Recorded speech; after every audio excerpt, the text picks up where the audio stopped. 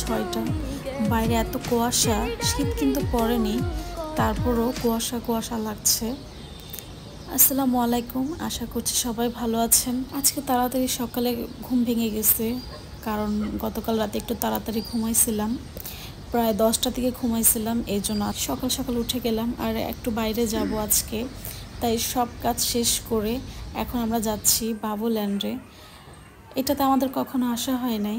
এটা অনেকেরই চিনবেন জায়গাটা, যারা গিয়েছেন বা যারা দেখেছেন সবাই চিনবেন মোটামুটি। আবার অনেকে চিনেন না, যেমন আমরা চিনতাম না। আমরা যদি কখন বাবুল্যান্ডে যেতাম সেটা হচ্ছে ধানমন্ডি 27-এ যেতাম, কিন্তু এখন আমরা সীমান্ত স্কোয়ারে গিয়েছি।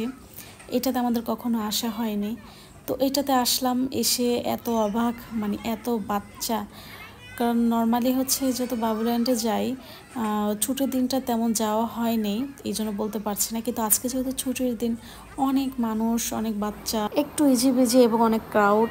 তো যাই হোক, যেহেতু আমরা এসেছি, সবাই সবার বাচ্চাকে নিয়ে আসছে।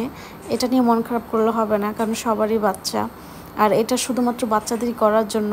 কিন্তু একটা জিনিস কি, এখানে মানে ছোট ছোট বাচ্চারা এতটা হিংসে করে, এতটুকু বাচ্চা হয়তো ওরা বুঝে না, এই জন্য এরকম করে। মানে আছে না যে মিলেমিশে থাকে, ওই রকম না। মানে একটা বাচ্চা যদি দেখে যে ও একটা জিনিস নিয়ে খেলতেছে, ওইটা কেড়ে নিয়ে নেয়। আসলে ছোট মানুষ বুঝে না, এক সময় বুঝে যাবে। এখন তো অনেক ছোট, আস্তে আস্তে বুঝবে। তবে এখানে অনেক বাচ্চা তার প্যারেন্টসদের সামনে দুষ্টমি করছে বা একটা জিনিস নিয়ে রাগারাগি করছে, আরেকজনের কাছ থেকে কেড়ে নিচ্ছে। এটা আসলে অনেকেই দেখি যে কিছুই বলে না তার বাচ্চাকে, বা বুঝাচ্ছে না যে বাবা এটা করো না, ওইটা দিও না, এটা করলে এটা ভালো না, মানে বুঝায় না। ওনারা হাসতেছে দাঁড়িয়ে দাঁড়িয়ে। আবার অনেকেরই দেখলাম যে একটা বাচ্চাকে ধাক্কা মারলো, যে বাচ্চাটা ধাক্কা মারলো আরেক বাচ্চাকে, সেই বাচ্চার মা একাই আসছিল দেখে মনে হচ্ছে। উনি ফোন ইউজ করতেছে, এখানে যে ওনার বাচ্চাটা আরেকটা বাচ্চাকে ধাক্কা দিল, সেটা উনি কোনো খেয়ালই নেই। আমার মনে হয় উনি খেয়াল করছে হয়তো, বা ততটা পাত্তা দেয় নাই, যে ভাবছে তো বাচ্চা খেলাধুলা করতেছে।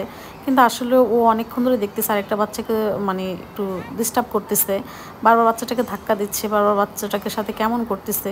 মানে আমি না একটা দাঁড়িয়ে দাঁড়িয়ে দেখতেছি, কিন্তু যে বাচ্চাটা পড়ে গেছিলো ওর বাচ্চার প্যারেন্টস বা কাউকে দেখলাম না। হয়তো ওনার টেবিলে বসা ছিল, এই জন্য খেয়াল করে নাই। কিন্তু এইখানে আমি বারবার দাঁড়িয়ে দেখতেছিলাম, আর আমি বলতেছিলাম যে বাবা এইভাবে করো না, ওকে ধাক্কা দিও না, ব্যথা পাবে, তুমিও ব্যথা পাবে। আসলে এই বাচ্চাটা মানে কথাই মানে আমি যে একটু কথা বলছি, আমাকে বলে চুপ, ও না সরি, আমাকে বলে শ্যাট আপ।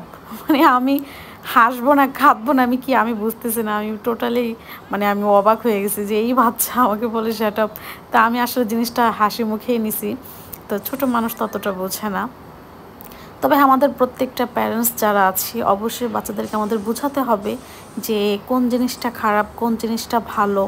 এটা আসলে বাচ্চাদের ভবিষ্যতের জন্য খুবই উপকারী, মানে খুবই একটা দরকারি। তো এটা অনেকে বোঝে না বা ইচ্ছা করে না, চিন্তা করে দূর যেমন যা করুক আমার বাচ্চা।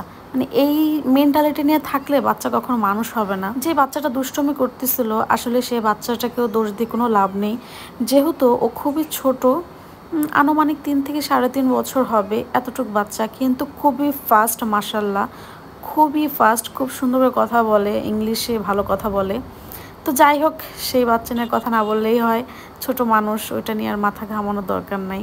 আমি এমনি একটু শেয়ার করলাম। অবশ্যই আমরা যারা প্যারেন্টস যারা আছি, অবশ্যই বাচ্চাদের দিকে খেয়াল রাখবো, কারণ ওরা খেলতে খেলতে কখন কোনো দুর্ঘটনা ঘটিয়ে ফেলে বলা যায় না। এই জন্য সবাই সতর্ক থাকবো। তো ভিডিওটা এই পর্যন্তই, সবাই ভালো থাকবেন, আল্লাহ হাফেজ।